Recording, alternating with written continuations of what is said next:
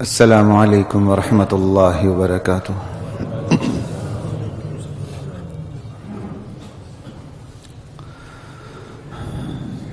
الحمد للہ المحمود بنعمتہ المعبود بقدرتہ المطاع بسلطانہ المرہوب من عذابہ وسطوتہ النافذ امرہ فی سمائہ وارضہ الذي خلق الخلق بقدرته وميزهم بأحكامه فأعزهم بدينه وأكرمهم بنبيه محمد صلى الله تعالى عليه وآله وسلم. بسم الله والحمد لله والصلاة والسلام على رسول الله، أما بعد فأعوذ بالله من الشيطان الرجيم. بسم الله الرحمن الرحيم. اتل ما اوحي اليك من الكتاب واقم الصلاة ان الصلاة تنهى عن الفحشاء والمنكر ولذكر الله اکبر والله يعلم ما تصنعون. حاجی رحیم آواز پہنچ رہی تو یہ قرآن کریم یہاں رکھ دینا. حضرات محترم، گزشتہ جمعہ ہم بات کر رہے تھے کہ نبی کریم صلی اللہ تعالی علیہ وآلہ وسلم کی مبارک زندگی امت کے لیے نمونہ عمل ہے، قانون زندگی ہے، دستور زندگی ہے، منشور زندگی ہے. آج سورہ عنکبوت کی چند آیات کا میں نے انتخاب کیا ہے، تسلسل کے ساتھ اس کا ترجمہ تشریح عرض کرتا جاؤں گا. 21ویں سپارے کی ابتدا ہے اور تقریباً یہ 1 2 3 چھوٹے رکوع بن جاتے ہیں. کوشش ہوگی ایک ہی نشست میں میں ان تینوں رکوع پہ آپ کے سامنے بات کر سکوں. اللہ کی ذات مجھے، آپ کو، ہم سب کو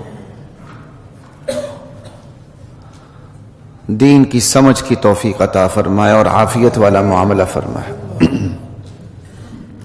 آئندہ جمعے میری کوشش ہوگی، وعدہ تو نہیں، ارادہ ہے کہ اگر کوئی اور ایسا کرنٹ ایشو نہ ہوا تو آئندہ جمعہ میری کوشش ہوگی ختم نبوت کے حوالے سے بات کی جائے کہ اللہ کے نبی کا ہر امتی انفرادی حوالے سے، معاشرتی حوالے سے، نظریاتی حوالے سے عقیدہ ختم نبوت پر پہراداری کا فریضہ کیسے سر انجام دے.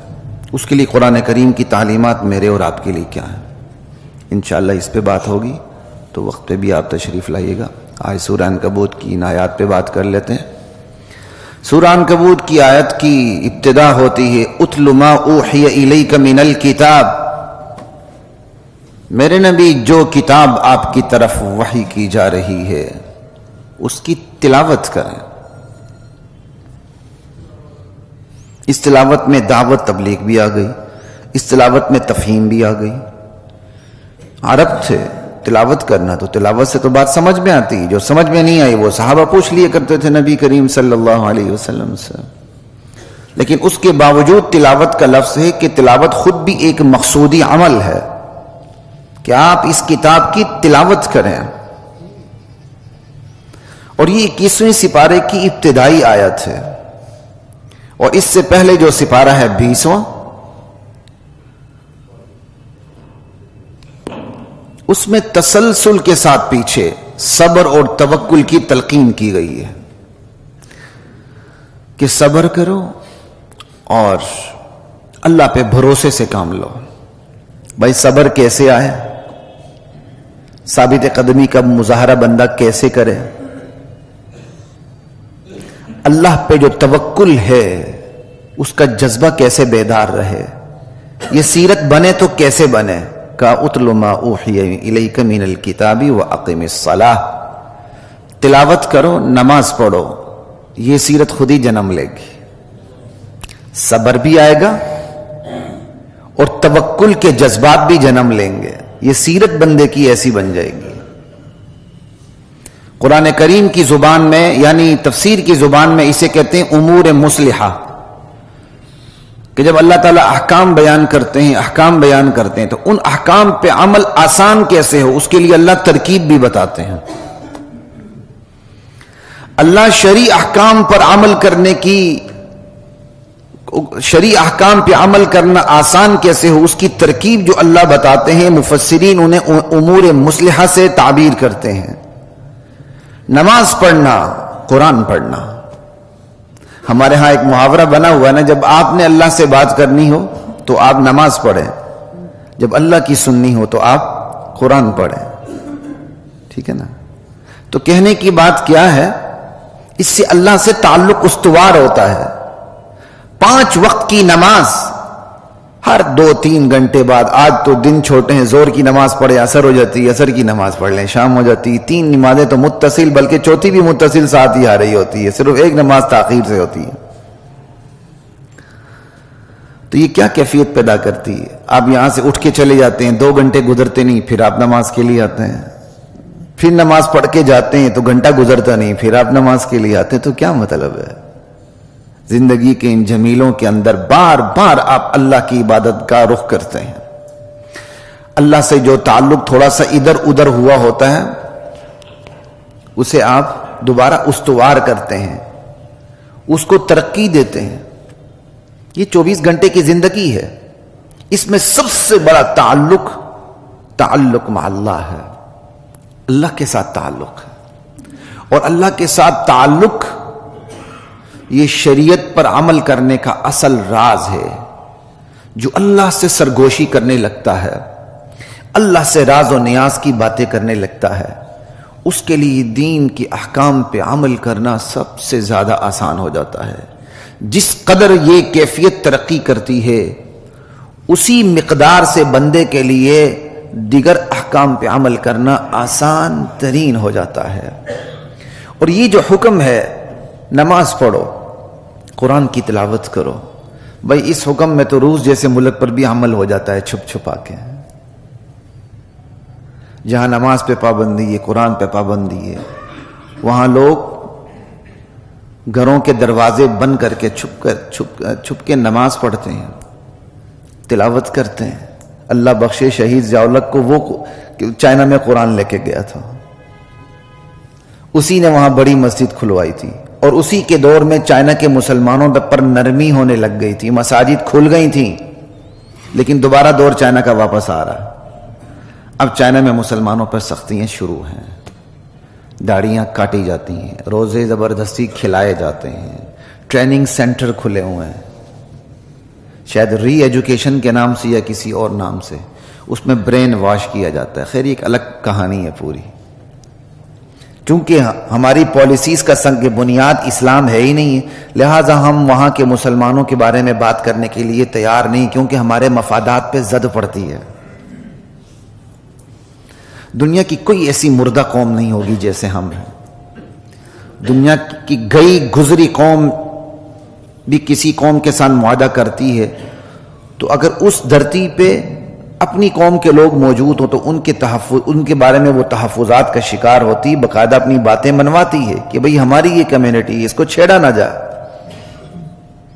آپ کے ہاں کیسے ہوتا ہے؟ دنیا کے مالیاتی ادارے یہاں کی اقلیتوں کے بارے میں کیا کچھ آپ سے منواتے نہیں ہیں، آپ کے سامنے۔ توڑا یا کوڑا دونوں استعمال ہوتے ہیں، جہاں توڑا استعمال ہو جائے توڑا، جہاں کوڑا استعمال ہو جائے کوڑا۔ ریمنڈ ڈیوس آپ کے سامنے، اسی طرح بہت سے آپ کے سامنے۔ جہاں گاجر مولی سے کام چلتا ہے وہ آپ کو گاجر مولی دے دیتے ہیں، جہاں سٹک سے کام چلتا ہے وہ آپ کو ڈنڈا دکھا دیتے ہیں، سیدھے ہو جاؤ۔ ہمارے ڈالروں پر پلنے والے، اپنی ماؤں کو بیچنے والے، تمہاری اوقات کیا ہے تم ہمارے سامنے بات کرو؟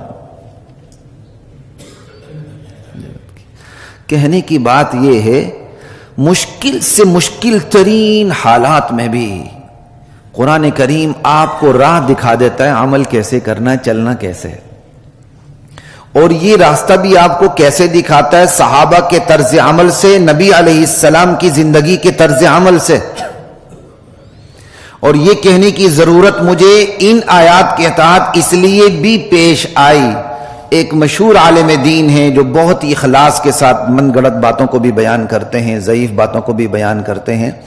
میں ان کا ایک دفعہ ویڈیو کلپ سن رہا تھا، تو اس میں وہ کہہ رہے تھے کہ آج کی جو امت کے حالات ہیں ان میں آپ کو نبی علیہ السلام کی سیرت سے سبق نہیں ملتا، آپ کو موسیٰ علیہ السلام کی طرف جانا پڑے گا، وہاں سے آپ اٹھائیں سبق۔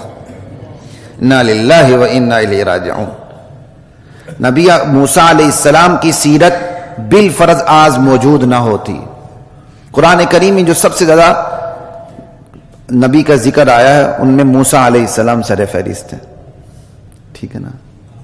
لیکن فرض کر لے قرآن کریم میں ان کا تذکرہ ہی نہ ہوتا، تذکرہ ہی نہ ہوتا، تو کیا قرآن کریم نامکمل ہوتا؟ کیا نعوذ باللہ ہمارے نبی کریم صلی اللہ علیہ وسلم کی سیرت انکمپلیٹ ہوتی؟ نبی علیہ السلام کی سیرت تو مکمل ہے، تا قیامت آپ کو جو کچھ پیش آ جائے اس کی رہنمائی آپ کو سیرت النبی سے مل جائے گی، قرآن کریم سے مل جائے گی۔ یہ ہو ہی نہیں سکتا۔ اتنی بڑی جسارت کرنا کہ آج جو امت پہ حالات ہیں اس کے لیے رہنمائی آپ کو سیرت النبی سے نہیں ملے گی، آپ کو جانا پڑے گا موسیٰ علیہ السلام اور ان کی قوم کی طرف، وہاں سے آپ کو سیرت لینی پڑے گی۔ شاید میرے خیال میں ان کی نظر ان آیات پہ گئی ہوگی جہاں موسیٰ علیہ السلام اپنی قوم کو کہتے ہیں ان تبوأ لقومکما بمصر بیوتا واجعلوا بیوتکم قبلۃ واقیموا الصلاۃ، کہ گھروں کے اندر تم نماز پڑھو، وہاں نماز شروع کرو۔ فرعون کے ظلم کا ظلم انتہا پر تھا، تو باقاعدہ موسیٰ علیہ السلام نے بنی اسرائیل کو اس پوزیشن پہ لے کے آگے کہ بھائی تم باہر خدا کی عبادت نہیں کر سکتے ہو، ظلم و ستم ہے، سب کچھ ہے، گھروں کے اندر بیٹھ کے اللہ کی عبادت کرو۔ اسی کا ذکر تو کسی سپارے کی ان آیات میں، اتل ما اوحی الیک من الکتاب واقم الصلاۃ، نماز پڑھو، سمجھ آئی بات کی، اور کیا کہتے ہیں تلاوت کرو، نماز قائم کرو۔ یہ باہر موقع ملے باہر بھی ہو سکتا ہے، اندر موقع ملے اندر بھی ہو سکتا ہے۔ اور یہ آیات اتری کب ہے؟ مکہ کے شدید ترین حالات میں یہ آیات اتری ہیں، جب انتہائی خطرناک ترین حالات تھے اس وقت یہ آیات اتری ہیں، اتل ما اوحی الیک من الکتاب واقم الصلاۃ۔ یہ تو حضرت عمر فاروق رضی اللہ تعالی عنہ جب اسلام لائے ہیں وہ علی الاعلان پھر سامنے گئے ہیں، ورنہ تو مسلمان خود گھروں کے اندر محصور ہو کے نماز پڑھتے تھے۔ بھائی اتل ما اوحی الیک من الکتاب واقم الصلاۃ ان الصلاۃ تنہی عن الفحشاء والمنکر، قرآن پڑھنا ہے، نماز پڑھنی ہے، اور نماز کی خوبی کیا بتائی؟ نماز بے حیائی سے روکتی ہے، نماز ہر اس برائی سے روکتی ہے، ہر اس برائی سے روکتی ہے۔ لا الہ الا اللہ جو فطرت کے خلاف ہے۔ ان الصلاۃ تنہی عن الفحشاء والمنکر، نماز کے اندر اللہ نے یہ خوبی رکھی ہے، یہ بالکل ایسی طرح جس طرح غذا کے اندر اللہ نے خوبی رکھی ہے، بھوک مٹاتی ہے، جزو بدن بنتی ہے۔ لیکن ایک بندہ خوراک کھا لیتا ہے، ساتھ اس کے بعد بد پرہیزیاں بھی بہت کرتا ہے، یا سب کچھ خود ہی زبردستی کر کے سب کچھ باہر انڈیل دیتا ہے، اس کے بعد کیا اس کو گلہ کرنے کا حق ہے کہ غذا تو مجھ پر اثر انداز ہی نہیں ہو رہی، میرا جزو بدن بھی نہیں بن رہے؟ نہیں، بالکل اسی طرح نماز پڑھ کے برائی کرنے والے کو حق ہی نہیں کہ وہ نماز پہ گلہ کرے کہ نماز کیوں نہیں بچا رہی مجھے۔ بھائی نماز تو بچا رہی ہے لیکن تو خود بچنے کے لیے تیار نہیں۔ نماز تمہاری گردن کو، تمہارے کان کو زبردستی نہیں پکڑے گی کہ پیچھے ہٹ جاؤ۔ نماز کوئی ایسا نعوذ باللہ بریکر نہیں ہے، نماز کے اندر خوبی ہے، آپ اس خوبی کو اپنانا چاہیں گے ضرور ملے گی، نہیں اپنانا چاہیں گے نہیں ملے گی۔ بالکل اسی طرح جیسے غذا ہے، غذا کی اپنی خوبی ہے، اگر آپ غذا کو طریقے سے استعمال کریں گے وہ آپ کو فائدہ دے گی، بیڈنگے طریقے سے غذا کو استعمال کریں گے وہ تو غذا تو الٹا نقصان دے گی۔ اسی طرح بیڈنگی نماز پڑھنے سے نماز لعنت بھیج دیتی ہے۔ بھائی حدیث میں ہے رب مصل للصلاۃ والصلاۃ تلعن، بہت سے ایسے نمازی جو نماز پڑھتے ہیں اور نماز ان پر لعنت بھیجتی ہے۔ لا الہ الا اللہ۔ اب مکے کے خطرناک ترین حالات میں، شدید خطرات میں، اوپر سے کوئی کیمسٹری کا فارمولہ نہیں اتر رہا، کوئی میتھمیٹیکل فارمولا نہیں اتر رہا میتھ کا، فزکس کا، کہ میرے نبی آپ پہلے اپنی افرادی قوت بنائیں، لیبارٹری بنائیں، ایٹم بم بنائیں، ان سے زیادہ ٹیکنالوجی حاصل کریں، پھر ان کا مقابلہ کریں۔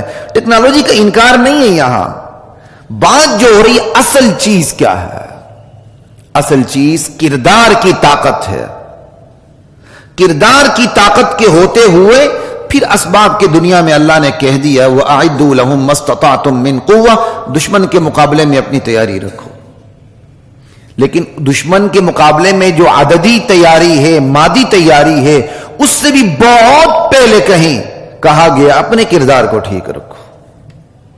اگر کردار خراب ہے تو پھر بنگلہ دیش بنے گا، پھر اور بہت سا کچھ بننے کے لیے کہ اسباب بن جائیں گے۔ اللہ میرے اور آپ کی حفاظت فرمایا۔ روس نہیں بچ سکا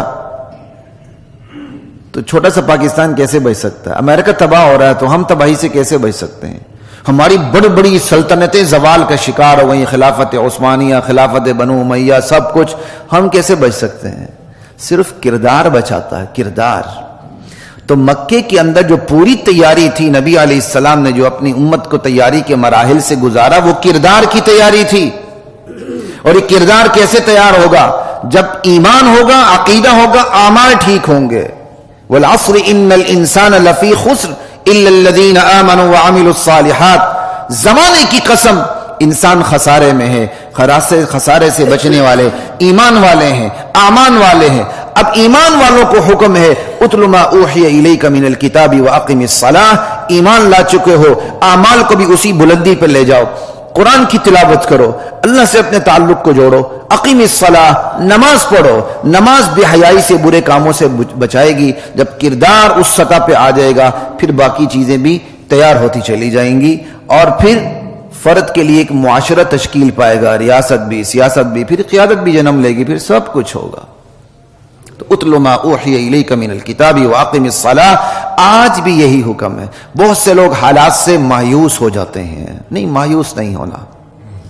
جو حالت مجھے پیش آتی یا آپ کو پیش آتی ہے اس میں قرآن کریم کی رہنمائی موجود ہے، اس میں سیرت النبی صلی اللہ علیہ وسلم کی رہنمائی موجود ہے کہ ہم نے اس حالت میں کرنا کیا ہے۔ بس اتنا مایوس ہو جانا کہ نماز بھی چھوڑ دیں، زکوٰۃ بھی چھوڑ دیں، روزہ بھی چھوڑ دیں۔ آپ بہت سے ساتھیوں کو نہیں دیکھتے خلافت خلافت خلافت کا نعرہ لگاتے ہیں، جب آپ ان کی شکل دیکھیں تو داڑھی پہ سنت رسول بھی نہیں ہوتی۔ نظام نظام نظام کی بات کرتے ہیں، 5 وقت کی نماز ان کو نصیب نہیں ہوتی۔ اب ان کے دل میں غلط فہمی کیا ہے، دماغوں میں پہلے نظام درست ہوگا پھر ہم بھی ٹھیک ہو جائیں گے۔ نظام ایسے درست نہیں ہوتا بھائی، فرد کو بدلنا پڑتا ہے، تبدیلی اندر سے آتی ہے، پھر تبدیلی باہر آتی ہے۔ ایسے نہیں ہوتا تبدیلی باہر آئے تو پھر تبدیلی اندر آئے۔ اگرچہ محنت دونوں سطح پہ ہوگی، انبیاء کی کاوشیں اس بات پر گواہ ہیں، انہوں نے محنت فرد کی سطح پر بھی کی، قیادت کی سطح پر بھی کی، لیکن تبدیلی اندر سے آتی ہے۔ اتل ما اوحی الیک من الکتاب واقم الصلاۃ ان الصلاۃ تنہی عن الفحشاء والمنکر ولذکر اللہ اکبر۔ 2 بڑے حکم دیے، نماز، قرآن کی تلاوت، اور ساتھ ہی فرما دیا وَلَذِكْرُ اللَّهِ اکبر، اللہ کی یاد سب سے بڑی چیز ہے۔ نماز بھی دراصل، نماز کا حکم کیوں دیا گیا؟ ذکر اللہ کی وجہ سے۔ قرآن کا حکم کیوں دیا گیا؟ ذکر اللہ کی وجہ سے۔ جس نماز میں اللہ کی یاد نہیں وہ نماز نہیں۔ جس قرآن میں اللہ سے تعلق پیدا نہ ہو قرآن کی تلاوت کرتے ہوئے، وہ تو صرف الفاظ کے بول ہیں بس۔ تو یہاں بنیاد بتا دی، آپ نے نماز پڑھنی ہے، آپ نے قرآن کی تلاوت کرنی ہے، بنیاد اللہ کی یاد ہے۔ دیکھ لو نماز سے تمہیں اللہ کی یاد مل جاتی ہے؟ کیا اللہ تمہارے وجود پہ چھا جاتا ہے؟ تمہاری نفسیات پہ چھا جاتا ہے؟ تمہاری حواس پہ اللہ کی حکمرانی قائم ہو جاتی ہے؟ سو بسم اللہ، بہت اچھی بات ہے، لیکن نماز پڑھ کے بھی اگر یہ کیفیت نہیں بنتی، قرآن پڑھ کے بھی میرے اور آپ کی وجود پہ، روح پہ اللہ چھاتا نہیں ہے، تو پھر اس کو نماز نہ سمجھیں، فکر کریں، پھر وہ نماز کے اثرات مرتب کبھی بھی نہیں ہوں گے۔ اس لیے کہا وَلَذِكْرُ اللَّهِ اکبر، اللہ کی یاد سب سے بڑی چیز ہے۔ واللہ یعلم ما تصنعون، تم جو کچھ کرتے ہو اللہ اس کو جانتے ہیں۔ ولا تجادلوا اہل الکتاب الا بالتی ہی احسن، اہل کتاب کے ساتھ بحث مباحثہ نہ کیا کرو، کیونکہ اس وقت اہل کتاب سامنے ہوتے تھے۔ مشرکین تو جاہل قوم تھی، وہ تو توحید کو بھی نہیں مانتے تھے، آخرت کو بھی نہیں مانتے تھے۔ اہل کتاب کے ہاں توحید کا تصور تھا، آخرت کا تصور تھا، اگرچہ اس تصور کو انہوں نے بگاڑ کے رکھا تھا۔ نام توحید کا لیتے تھے، سارا شرک کرتے تھے، نام آخرت کے لیتے تھے اور سمجھتے تھے کہ ہمارے نبی ہماری پوری امت کو جہنم سے بچا کے جنت لے جائیں گے، چاہے ہم جیسے بھی ہمارے عقائد ہوں۔ تصورات کو بگاڑ کے رکھا تھا، لیکن نام توحید کا تھا، نام آخرت کا تھا، نام وحی کا تھا، یعنی وہ وحی کو تسلیم کرتے تھے۔ مشرکین تو وحی کو بھی تسلیم نہیں کرتے تھے۔ کہا اہل کتاب سے بحث مباحثہ نہ کیا کرو الا بالتی ہی احسن، البتہ بحث مباحثہ کی ضرورت پیش آئے تو عمدہ طریقے سے بحث کیا کرو، شائستگی کے ساتھ بحث کیا کرو۔ یہ نہیں کہ بالکل ہی بحث نہیں کرنی، بحث کے لیے پھر علم کی ضرورت ہے نا، تو علم لے۔ میرے اسکول کے دور کی بات ہے، میرا کلاس فیلو تھا، اس کے والد ایک یونیورسٹی میں پروفیسر تھے، تو اثر کو ہمارا مطلب ملنا جلنا ہوتا تھا، کھیل کود یہ وہ۔ تو میں نے ایک دن دیکھا تو پریشان ہے، تو میں نے پریشانی، اس نے خود ہی پھر بتایا کہ پریشانی مجھے یہ ہے کہ وہاں ایک مرزائی پروفیسر تھا، اس کے بیٹے نے اس کو ختم نبوت کے حوالے سے کوئی بات بتا دی، وہ پریشان تھا۔ میں نے کہا اس کی اتنی غلطی نہیں جتنی تمہاری غلطی ہے، ابھی تک مجھے پورا واقعہ یاد نہیں ہے۔ میں نے کہا وہ مرزائی ہوتے ہوئے وہ آپ کے ساتھ یونیورسٹی میں بھی پڑھ رہا ہے؟ ہاں، میں خیال میں اس وقت وہ یونیورسٹی میں چلا گیا تھا، اسکول دور ہمارا ختم ہو چکا تھا۔ میں نے کہا وہ تمہارے ساتھ پڑھ بھی رہا ہے اور اس کو اپنے غلط عقائد پہ اتنی دسترس حاصل ہے کہ اس نے تمہیں پریشان کر دیا ہے، تمہاری ذرا اس نے بالکل کہتے ہیں پھرنے لگی ہے۔ کہتے جی اس نے قرآن کی آیت کا حوالہ دیا ہے۔ میں نے کہا جو قرآن کی آیت وہی کھول لیتے ہیں، اس کے سامنے پھر مجھے جہاں تک یاد پڑتا دکھایا، اسے تسلی ہو گئی۔ آج ہماری نوجوان نسل کو یہ پتہ ہی نہیں ہم مسلمان کیوں ہیں۔ تو آپ نے بحث کرنی، علم تو ہونا چاہیے نا بھائی، نالج تو ہونا چاہیے، نالج کے بغیر تو کچھ بھی نہیں۔ آج ہم چاہتے ہیں میرا بچہ اس مقام پہ پہنچے، اس مقام پہ پہنچے، بڑے بڑے برینڈ کے اسکولوں میں پڑھاتے ہیں، سب کچھ آتا ہے، اس کو استنجا کرنے تک کا طریقہ نہیں آتا، دین کی معلومات تو بہت دور کی بات ہے، کیا پوچھنی ہوگی؟ اللہ کہتے ہیں اہل کتاب سے بحث نہ کرو، لیکن عمدہ طریقے سے، شائستگی کے ساتھ، الا بالتی ہی احسن۔ اب جب آپ کو بحث مباحثے کا موقع پیش آئے گا، پھر دین کی بنیادی باتوں کا تو علم ہونا چاہیے نا۔ یہ نہیں کہ اگلا آگے سے بات کر دیا آپ بالکل ہکے بکے رہ جائیں، آپ بات ہی نہ کر سکے، وہ خاتم النبیین کا اور مطلب بیان کرے، ڈکوسلا بیان کرے، آپ کو پتہ ہی نہ چلے، وہ تقدیر کا انکار کرے، آپ کو پتہ ہی نہیں چلے، وہ آخری نبی کہتے ہوئے اپنی شخصیات کو نبی سے بھی اوپر لے جائے، پھر بھی آپ دوستی کا بھرم بھریں ان کے ساتھ۔ نہیں جی ان کو کافر مت کہو، یہ کچھ بھی نہیں ہے۔ ایسی وسعت ظرفی پر اللہ لعنت بھیجتا ہے جو دین کی بنیادوں پہ حملہ آور ہو۔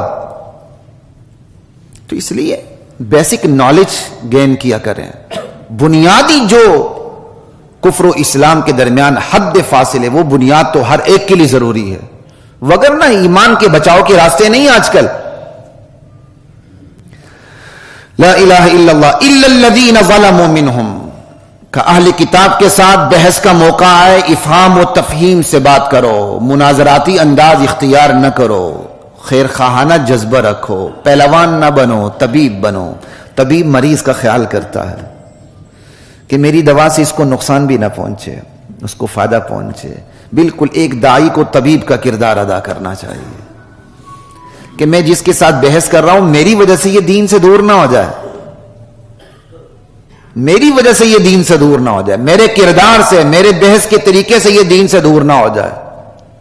اس کی گالی بھی برداشت کر کے آپ اس کو بڑے طریقے کے ساتھ بات کرتے ہیں۔ بس ہدایت پر زبردستی لانا آپ کا کام نہیں ہے۔ داعی کے لیے یہی تو سب سے بڑا امتحان ہے۔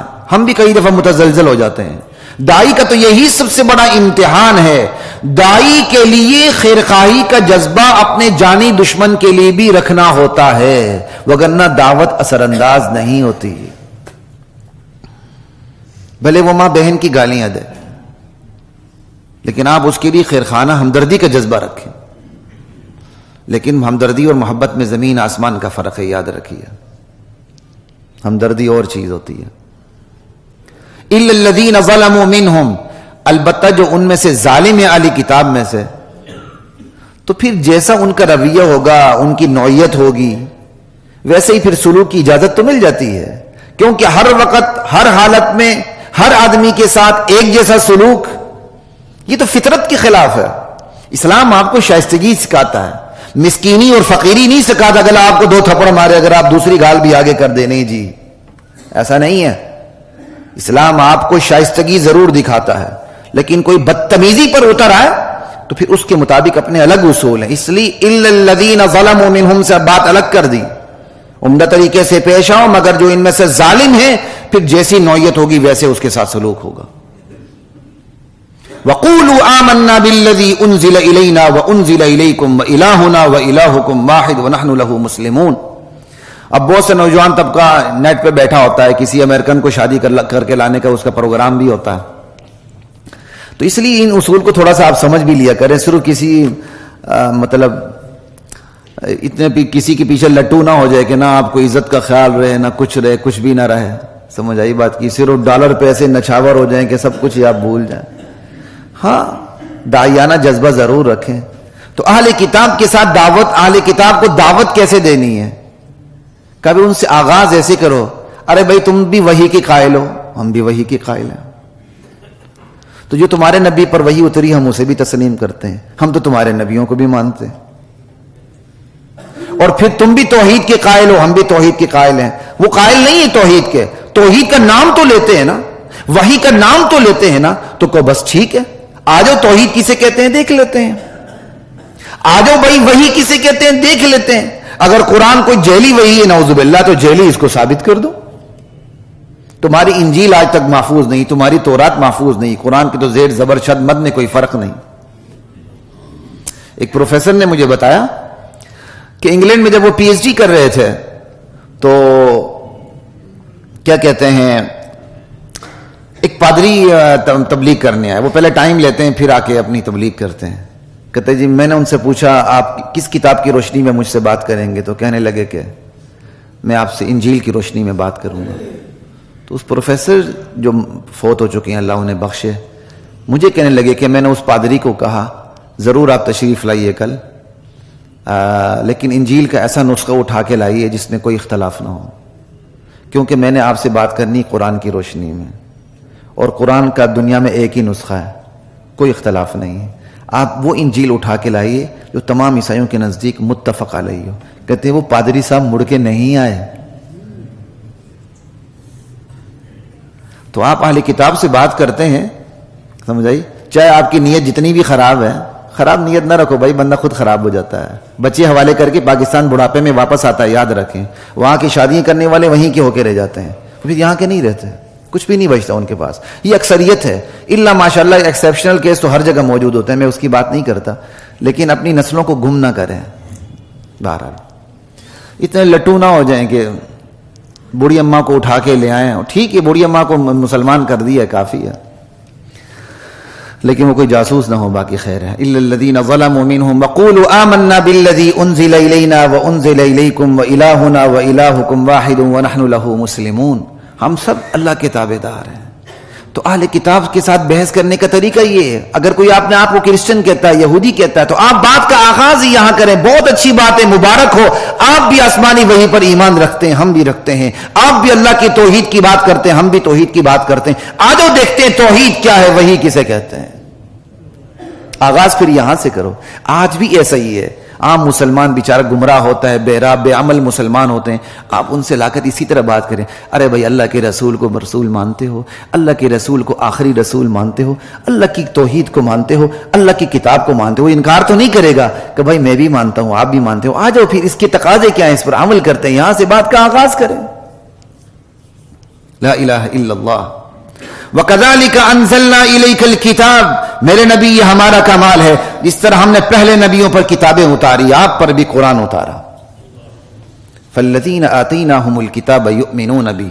جن کو ہم نے آپ سے پہلے کتاب دی ہے اور جو پھر جو امت پہلے سے امتیں موجود ہیں جن کے پاس تورات یا انجیل ہے، جو ان میں سے واقعی دانا ہے اور تعصب نہیں رکھتے، وہ بھی اس قرآن پر ایمان لے آتے ہیں. وَمِنْ هَؤُلَاءِ مَن يُؤْمِنُ بِهِ، اور ان مشرکین عرب میں سے جن کے پاس کوئی کتاب موجود نہیں، ان میں سے جو بھی فطرت سلیمہ رکھتے ہیں وہ بھی اس کتاب پہ، قرآن کریم پہ ایمان لے آتے ہیں. یعنی مطلب کیا ہو گیا؟ قرآن پر ایمان لانے والے عیسائی بھی ہو سکتے ہیں، یہودی بھی ہو سکتے ہیں، مشرکین بھی ہو سکتے ہیں. مطلب جو نیت جن کی صحیح ہوگی وہ ایمان لا کے مسلمان ہو جائیں گے. انکار کون کرے گا؟ کہ وَمَا يَجْحَدُ بِآيَاتِنَا إِلَّا الْكَافِرُونَ، انکار وہی کرے گا جو دلائل دیکھنے کے باوجود اپنے کفر پر اڑا رہنا چاہتا ہے، اسے چھوڑنا ہی نہیں چاہتا. نہیں، یہ تو ہمارا کلچر ہے، یہ تو ہمارے آباء و اجداد کا کلچر ہے. آج بھی آپ بہت سے لوگوں کو دیکھیں، وہ اپنی بہت سی رسومات کو، حالانکہ ان کو دل گواہی دے رہا ہوتا ہے کہ یہ چیزیں اسلام میں نہیں ہے، لیکن وہ ان رسومات کو چھوڑنے کے لیے تیار نہیں ہے. ان کے پاس ایک ہی دلیل ہے، ساڑھے ماں پیو غلط سن، یہ ہمارے ماں باپ کی، آباء و اجداد کی ریت ہے، ہم کیسے چھوڑیں؟ بھئی یہی بیماریاں تو مشرکین کی تھیں. یہ بیماری پہنچتے پہنچتے دین کو مسخ کر دیتی ہے یہ بیماری. لا الہ الا اللہ وما کنت تتلو من قبلہ من کتاب، یہ نبی کی نبوت پر دلیل دی جا رہی ہے. میرے نبی اس قرآن سے اترنے سے پہلے نہ آپ لکھ سکتے تھے، نہ آپ پڑھ سکتے تھے، نہ آپ لکھ سکتے تھے. ولا تخطہ بیمینک، ہم نے آپ کی اس طرح حفاظت کی ہے. ہم نے آپ کو کسی کی شاگردی میں دیا ہی نہیں. اگر ہم نے آپ کو کسی کی شاگردی میں دیا ہوتا، کسی نے آپ کو قلم کاغذ دوات لے کے بٹھایا ہوتا، کچھ سکھایا ہوتا، آج آپ قرآن پڑھتے تو لوگ کہتے یہ قرآن اوپر سے نہیں اتر رہا، بلکہ اس نے محنت کی ہے، اس نے پرانی کتابوں کو کنگالا ہے، وہاں سے اپنے لیے ایک چیز تیار کی ہے جسے یہ پیش کر رہا ہے. میرے نبی قرآن اترنے سے پہلے نہ آپ پڑھ سکتے تھے، نہ آپ لکھ سکتے تھے. یہ نبی کی نبوت پر دلیل ہے. کہ ایسا ہوتا تو باطل لوگ تو شک میں پڑ جاتے ہیں کہ ضرور اس نے کوئی تیاری کی ہے. ہم نے آپ کا ماحول یہ سارا کا سارا ان پڑھوں کا ماحول تھا، گرد و پیش کا ماحول بھی ان پڑھ. بندے کی جو شخصیت ہوتی ہے نا، اس شخصیت میں اس کے ماحول کے اثرات واضح طور پر ہوتے ہیں. ماحول سے شخصیت، ماحول سے اثرات کو قبول ضرور کرتی ہے. اللہ کے نبی بنے، اور نبی بن کے کیا پیش کیے؟ کتاب قرآن کریم. کیا مطلب؟ پورا نظام زندگی، چاہے اس کا تعلق فرد سے ہو، معاشرے سے ہو، ریاست سے ہو، سیاست سے ہو، معیشت سے ہو، قیادت سے ہو، یعنی زندگی کے کسی بھی شعبے سے اس کا تعلق ہو. آپ نے ایک پورا دستور پیش کیا. ایک وہ شخص جو نہ پڑھ سکتا ہے نہ لکھ سکتا ہے، وہ کیسے پیش کر سکتا ہے؟ یقیناً اس پر خدا کی وہی نازل ہوئی ہے. اذا الارتاب المبطلون بل هو آیات بینات فی صدور الذین اوتوا العلم. ہوا سے مراد یا قرآن کریم ہے یا نبی ہے. کہ نبی ایک نشانی نہیں، نبی خود نشانیوں کا مجموعہ ہے. نبی کی ذات پہ غور کرو، آپ کو نشانیاں ہی نشانیاں ملتی چلی جائیں گے. خود نبی کی ذات نشانیوں کا مجموعہ ہے کہ نبی کی ذات نے اس ماحول میں جو نظام زندگی پیش کیا، یہ پیش کرنا نبی کی نبوت پر دلیل ہے. کوئی استاد نہیں، نہ آج تک کسی نے یہ دعویٰ کیا کہ یہ نبی میری شاگردی میں رہے ہیں. پھر اتنا، یعنی پوری آدم علیہ السلام سے لے کر قیامت تک کی تاریخ پیش کر دی، نفسیات کو پیش کر دیا، معاشرتی نظام دے دیا، معاشی نظام دے دیا، سیاسی نظام دے دیا، دستور دے دیا، فوجداری قوانین دے دیے، انتظامی قوانین دے دیے، دیوانی قوانین دے دیے. زندگی کا کون سا شعبہ ہے جس میں نبی علیہ السلام کی رہنمائی موجود نہیں ہے؟ تو آپ کی ذات تو نشانی نہیں بلکہ نشانیوں کا مجموعہ ہے. لیکن کس کے نزدیک؟ فی صدور الذین اوتوا العلم، یہ صرف علم والے لوگ جانتے ہیں. پھر بھی کوئی انکار کرتا تو وہ وہی ہے جو آنکھ بند کر کے اپنے کفر پہ ڈٹا ہوا ہے. وما یجحد بآیاتنا الا الظالمون. ایسے میں کوئی انکار کرتا تو وہ بہت بڑا ظالم ہے. اب نبی کی نبوت کا انکار تو ممکن نہیں، تو آپ کو خاموش کروانے کے لیے کہتے تھے وقالوا لولا انزل علیہ آیات من ربی. یہ کہتے ہیں اس پر اگر یہ نبی ہے تو اس پر معجزات کیوں نہیں اترتے؟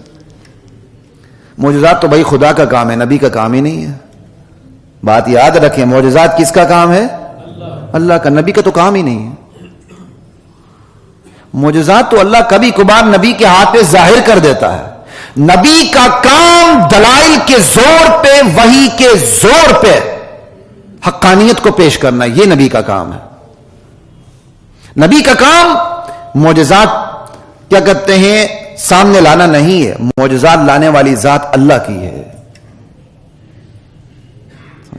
ہاں اللہ کبھی کبھار نبی کے ہاتھ پہ معجزات بھی ظاہر فرما دیتے ہیں. یہ اللہ کا ایک زیادہ بڑا احسان ہے، کیونکہ کچھ لوگوں کی فطرت ہوتی ہے کہ اس کے بغیر وہ ایمان لانا ان کے لیے مشکل ہو جاتا ہے. اللہ تعالیٰ نے ان کی فطرت کا لحاظ کرتے ہوئے معجزات بھی اتار دی ہیں، وگرنہ نبی کی نبوت پر ایمان لانے کے لیے معجزات کا ہونا ضروری نہیں ہے، دلائل کافی ہیں.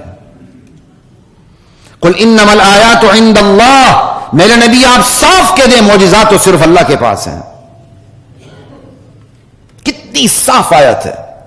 وَإِنَّمَا أَنَا نَذِيرٌ مُبِينٌ، میرا منصب صرف تمہیں تمہارے برے انجام سے ڈرانا ہے، میں اس لیے بھیجا گیا ہوں. اور جہاں تک بات ہے معجزات کی، چلو سن لو. اولم یکفیہم انا انزلنا علیک الکتاب یتلا علیہم، یہی معجزہ کافی نہیں کہ ہم نے آپ پر ایک کتاب نازل کی ہے جس کی صبح و شام تلاوت کی جاتی ہے. جس نبی پر جو معجزہ اترا وہ اس کے ساتھ ہی ختم ہو گیا. کتاب تھی تو بعد میں کتاب میں تبدیلی آ گئی. ہمارے نبی پر تو وہ معجزہ اترا ہے کہ تا قیامت اس میں تبدیلی کا کوئی امکان بھی نہیں. جو تبدیلی کا امکان رکھتا ہے وہ تو کافر ہو جاتا ہے. جو یہ عقیدہ رکھے قرآن میں تبدیلی ہو سکتی، ممکن نہیں ہے.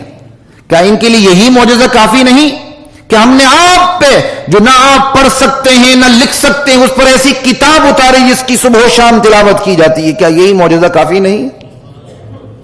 ان فی ذلک لرحمۃ وذکریٰ لقوم یؤمنون، یقین لانے والوں کے لیے کتاب رحمت اور نصیحت ہے.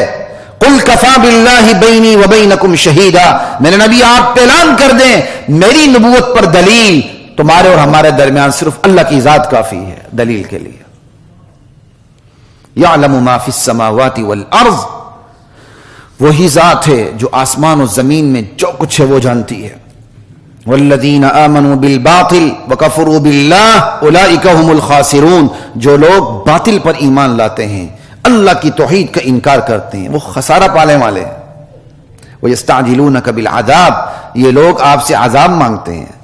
ہم نہیں مانتے عذاب لاؤ. کہ ولولا اجل مسمى لجاءهم العذاب، اگر عذاب کا وقت مقرر نہ ہوتا تقدیر میں تو ان پہ عذاب ضرور آتا، لیکن یہ نہیں کہ نہیں آئے گا. وَلَيَأْتِيَنَّهُمْ بَغْتَةً وَهُمْ لَا يَشْعُرُونَ، آئے گا اچانک آئے گا اور انہیں خبر بھی نہیں ہوگی تب آئے گا. يَسْتَعْجِلُونَكَ بِالْعَذَابِ، یہ لوگ عذاب مانگتے ہیں. وَإِنَّ جَهَنَّمَ لَمُحِيطَةٌ بِالْكَافِرِينَ، یہ جو عذاب مانگتے ہیں ان کا تو گھیراؤ ہو چکا ہے بھائی. جہنم ان کا گھیراؤ کر چکی ہے. یہ کب پتہ چلے گا جہنم گھیراؤ کر چکی ہے؟ یوم یغشاہم العذاب من فوقہم ومن تحت ارجلہم، جب جہنم کی آگ عذاب اوپر سے بھی ان کو ڈھانک لے گا، نیچے سے بھی ان کو اپنی گرفت میں لے لے گا. وَيَقُولُ ذُوقُوا مَا كُنْتُمْ تَعْمَلُونَ، ایسے میں اللہ کہیں گے جو دنیا میں کرتے رہو چکھو اس کا بدلہ. لا الہ الا اللہ. ابھی میں آپ کو پہلے بتا چکا ہوں یہ جو آیات ہیں یہ مکی دور کی آیات ہیں، جب انتہائی خطرناک حالات، ایمان بچانا مشکل، جان بچانا مشکل. یہی تو اہل ایمان کے لیے امتحان ہے. اللہ میرے اور آپ کی امتحانات سے حفاظت فرمائے. ایمان اور جان کے امتحان آ جائے، بدقسمت لوگ جان کو بچا کے ایمان کا سودا کر دیتے ہیں اور خوش قسمت لوگ ایمان کو بچا کے جان کا سودا کر دیتے ہیں. اب یہی یہاں بات ہے. یا عبادی الذین آمنوا، اے میرے بندو جو مجھ پہ ایمان لا چکے ہو، ان ارضی واسعہ، میری زمین بہت وسیع ہے، میری زمین بہت وسیع ہے.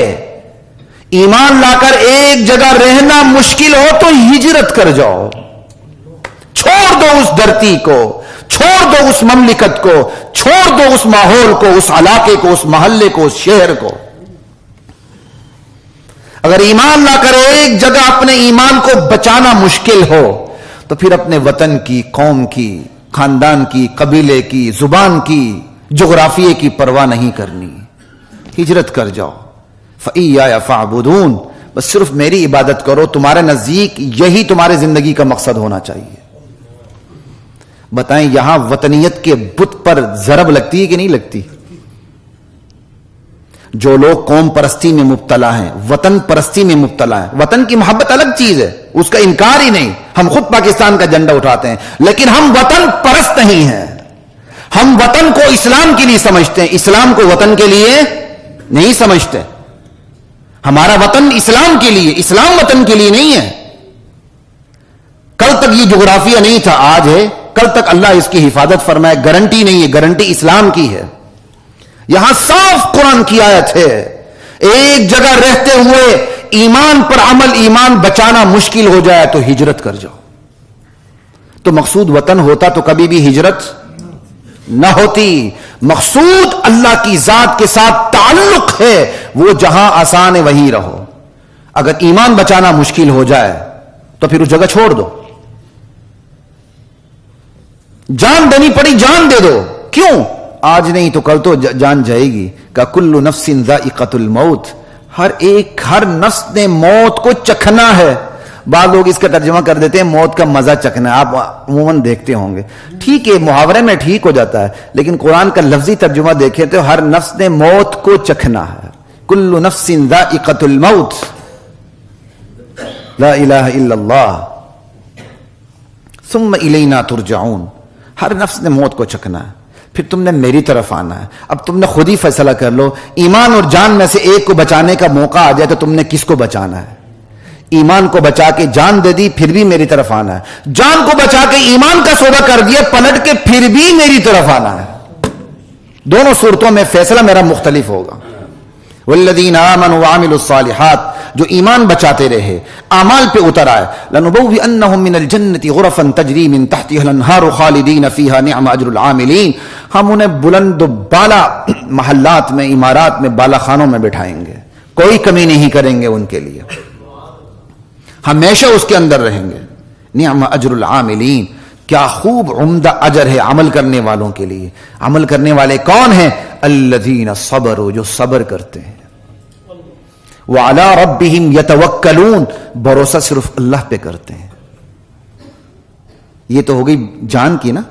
اب بندے کو ہجرت کرتے ہوئے مال کی بھی پرواہ ہوتی ہے کہ یار یہاں تو میرا کاروبار چل رہا ہے، یہاں تو میری صنعتیں چل رہی ہیں، یہاں تو میرا اقتدار چل رہا ہے، یہاں میرا اختیار چل رہا ہے، یہاں میری جاب چل رہی ہے، اب میں ہجرت کروں تو پھر میرا کیا بنے گا، میں کیا کھاؤں گا، کیا پیوں گا۔ اللہ اس کی بھی تسلی دیتے ہیں، وَكَأَيٍّ مِّن دَابَّةٍ لَّا تَحْمِلُ رِزْقَهَا، ارے میرے بندو تم نے دیکھا ہوگا اے پرند جانور سب کچھ جو اپنا رزق اپنے پیٹھ پہ لے کے نہیں پھرتے، اللہ یرزقها، اللہ ہی ان کو رزق دیتا ہے۔ وَإِيَّاكُمْ، ہجرت کر لو اللہ تمہیں بھی رزق دے دے گا۔ وہ السمیع العلیم، وہی سننے والا ہے، وہی جاننے والا ہے۔ یہاں اللہ تعالیٰ نے بندے کو رزق سے بھی بے نیاز کر دیا۔ میرے لیے اگر ایمان بچانا تمہارے لیے مشکل ہو جائے تو میرے لیے تم ہجرت کر جاؤ، جان کی بھی پرواہ نہ کرو اور رزق کی بھی پرواہ نہیں کرنی۔ جانور پرندے ہوتے ہیں، صبح نکلتے ہیں، اپنے کوئی پیٹھ پہ وہ رزق لاد کے نہیں چلتے، اللہ ان کو رزق دیتا، اللہ تمہیں رزق کیوں نہیں دے گا؟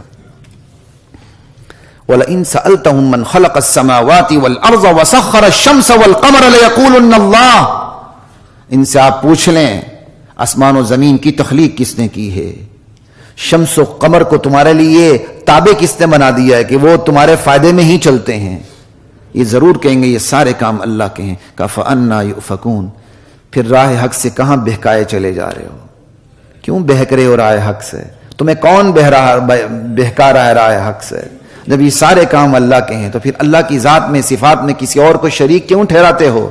وَلَئِن سَأَلْتَهُم مَّن نَزَّلَ مِنَ السَّمَاءِ مَاءً فَأَحْيَا بِهِ الْأَرْضَ بَعْدَ مَوْتِهَا لَيَقُولُنَّ اللَّهُ، میرے نبی آپ ان سے پوچھیں آسمان سے پانی کون برساتا ہے، اس پانی کے ذریعے مردہ زمین کو زندہ کون کرتا ہے؟ یہ اعتراف کریں گے یہ کام اللہ ہی کرتا ہے۔ قُلِ الْحَمْدُ لِلَّهِ، پھر میرے نبی کہہ دیں پھر تمام تعریفیں اللہ کے لیے، تمام خدائی صفات اللہ کے پاس ہیں۔ جس اللہ نے زمین بنائی، آسمان بنایا، اور جس اللہ نے رزق کی برسات برسا دی، وہی میرے اور آپ کی آنکھ کی خیانت کو جانتا ہے، دل میں ابھرنے والے وسوسوں تک کو جانتا ہے۔ ان صفات میں اللہ کا کوئی شریک نہیں ہے، وہی ساورن پاور ہے، ساورنٹی صرف اللہ کو جچتی ہے۔ بل اکثرهم لا یعقلون، لیکن اکثر لوگ خدا کی ان صفات میں غور و تدبر سے کام نہیں لیتے، وہ کہیں نہ کہیں جا کے شرک کر بیٹھتے ہیں، کسی نجومی کے پاس جا کے، کسی عامل کے پاس جا کے اپنے ایمان کا سودا کر دیتے ہیں۔ وما هذه الحیات الدنیا الا لہو ولعب، میرے نبی صاف کہہ دیں یہ دنیا جو ہے، وما هذه الحیات الدنیا الا لہو ولعب، میرے بندو صاف سن لو، دنیا کھیل تماشا ہے، دل کا بہلاوا ہے بس۔ وَإِنَّ الدَّارَ الْآخِرَةَ لَهِيَ الْحَيَوَانِ، اصل گھر تو آخرت کا گھر ہے۔ لَوْ كَانُوا يَعْلَمُونَ، ہائے کاش لوگوں کو اس حقیقت کا ادراک ہو جائے۔ بڑے سے بڑا با اختیار ہوتا ہے، زندگی میں آ کر کتنا عاجز ہو جاتا ہے۔ جو کہتا تھا میری کھال ہے، وہاں سے وار ہوگا جہاں سے پتہ نہیں چلے گا، آج کس حالت میں ہے۔ بڑے بڑے دنیا سے سکندر چلے گئے، لوگوں نے غسل دیا، لوگوں نے قبر میں اتارا، بندہ کتنا عاجز ہو جاتا ہے۔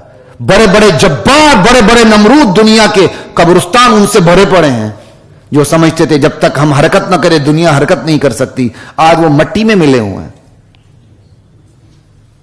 ہے کاش لوگوں کو پتہ چل جائے، لو کانوا یعلمون، لیکن لوگ شرک سے پھر بھی باز نہیں آتے۔ فَإِذَا رَكِبُوا فِي الْفُلْكِ دَعَوُا اللَّهَ مُخْلِصِينَ لَهُ الدِّينَ، یہی لوگ جب کشتی میں سوار ہوتے ہیں، بحری جہاز میں بیٹھتے ہیں، خالص اللہ کو پکارتے ہیں۔ فَلَمَّا نَجَّاهُمْ إِلَى الْبَرِّ إِذَا هُمْ يُشْرِكُونَ، جب ہم انہیں نجات دے دیتے ہیں شرک کرنے لگتے ہیں کہ نہیں فلاں کے پاس گئے تھے نا، یہ کشتی انہوں نے بچائی ہے، انا للہ و انا الیہ راجعون۔ 65 کی جنگ میں بڑے بڑے بم گرتے تھے، فلاں بزرگ کھڑے ہو کے جولی میں بم ڈال کے دریا راوی میں ڈالتے تھے۔ ایسی ایسی باتیں کرتے ہیں، لوگ حیران ہو جائیں گے آپ جاہروں میں جب بیٹھیں گے کہ یہی تو شرک ہے، اور کیا ہے؟ لیکفروا بما آتیناہم ولیتمتعوا فسوف یعلمون، کشتی سے باہر آتے ہیں، میرے ساتھ شریک کرتے ہیں تاکہ کفران نعمت کریں، تاکہ کیا کہتے ہیں بس زندگی کے چند دنوں سے فائدہ اٹھا لیں، کوئی بات نہیں، ان قریب انجام کو جان لیں گے۔ اولم یروا انا جعلنا حرما آمنا، یہ لوگ دیکھتے نہیں کہ ہم نے حرم کو امن والی جگہ بنا دیا۔ ویتخطف الناس من حولہم، حالانکہ حرم کے ارد گرد لوگ اچک لیے جاتے ہیں۔ یعنی اس دور میں بھی اللہ تعالیٰ نے حرم کا وہ تقدس رکھا تھا، بڑے سے بڑا ظالم سرکش جابر حرم کے پاس آ کے ہتھیار ڈال دیتا تھا، وہاں خون کی ہولی نہیں کھیلتا تھا۔ کہ یہ اللہ کی نشانی کم ہے؟ افبالباطل یؤمنون وبنعمت اللہ یکفرون، پھر بھی تم باطل پر ایمان لاؤ گے، اللہ کا انکار کرو گے، اللہ کی نعمتوں کا انکار کرو گے۔ ومن اظلم ممن افترى علی اللہ کذبا او کذب بالحق لما جاءہ، اس سے بڑا ظالم کون ہے جو اللہ پہ جھوٹ باندھے، جو اللہ نے نہیں کہا وہ کہنے لگے، یا وہ جو حق کا انکار کرے۔ الیس فی جہنم مثوی للکافرین، کیا کافروں کے لیے جہنم ٹھکانہ نہیں؟ والذین جاہدوا فینا لنہدینہم سبلنا، میرے بندو غور سے سنو، جو بھی ہمارے راستے میں مشقت اٹھائے گا، سختیاں جھیلے گا، صبر سے کام لے گا، مجاہدہ کرے گا، سختیاں جھیلے گا، لنہدینہم سبلنا، ہم اپنے راستے اس پر کھول دیں گے، رہنمائی کر دیں گے۔ کوئی آنا تو چاہے۔ وَإِنَّ اللَّهَ لَمَعَ الْمُحْسِنِينَ، یاد رکھو اللہ کی فیور، اللہ کی ہمرائی، اللہ کی حمایت صرف نیکوکاروں کو ملتی ہے۔ بس جو نیک ہوگا اللہ کو، اس کو اللہ کی فیور اس کو ضرور ملتی ہے۔ وآخر دعوانا ان الحمد للہ رب العالمین۔